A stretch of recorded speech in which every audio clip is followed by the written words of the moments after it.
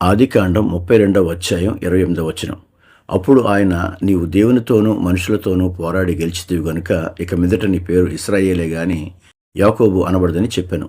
తరువాత దేవుడు యాకోబుని ఎలా కలిశాడో, అతనితో ఎలా పోరాడాడో, అతని తుంటిని ఎలా విరిచాడో మనం చదువుతాము. ఆయన మనల్ని తాను కోరుకున్న స్థానానికి తీసుకురావడానికి ఆయన తీవ్రమైన పనులు చేస్తాడు. ఆయన అతన్ని విరిచి, ఇక నుండి నువ్వు దేవుని యువరాజు ఇశ్రాయేలు అవుతావు అని అన్నాడు. దేవుడు మనల్ని విరిచేది మనల్ని నాశనం చేయడానికి కాదు, మనల్ని ఒక యువరాజుగా తీర్చిదిద్దడానికే.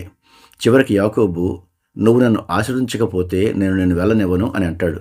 డబ్బును పట్టుకోవడం, జన్మ హక్కును లాక్కోవడం, ఆస్తిని లాక్కోవడం, స్త్రీలను పట్టుకోవడం మరియు గొర్రెలను లాక్కోవడం, ఇలాంటి జీవితాన్ని గడిపిన ఈ వ్యక్తి ఇప్పుడు ప్రతిదీ వదిలి దేవుణ్ణి పట్టుకున్నాడు. అతనిలా అంటాడు, దేవా, నేను డబ్బు, స్త్రీలు, ఆస్తి మరియు అనేక భూ సంబంధమైన వస్తువుల కోసం జీవించాను, కానీ నాకు ఇప్పుడు నువ్వు మాత్రమే కావాలి అని. మన జీవితాల్లో కూడా ఆ రోజు రావాలని దేవుడు ఎదురు చూస్తున్నాడు. అప్పుడు ఆయన యాకోబుతో చెప్పినట్టుగా మనతో కూడా ఇలా చెబుతాడు, నీవు ఇక మీదట దోచుకున్న వాడిని లేదా మోసగాడిని యాకోబు అని పిలువబడవు. నీవు దేవునితో పోరాడి జయించావు కాబట్టి దేవుని యువరాజు ఇశ్రాయేలు అని పిలువబడతావు. ప్రార్థన. దేవా, నీవు నన్ను విరవడం వల్ల కలిగే నొప్పి యాకోబులా మోసగాడిగా ఉన్న నన్ను ఇశ్రాయేలుగా, అంటే మహిమకరమైన స్థితికి మార్చడానికి అని విశ్వసించటం నేర్పించండి. యేసు నామములో ప్రార్థిస్తున్నాం తండ్రి. ఆమెన్.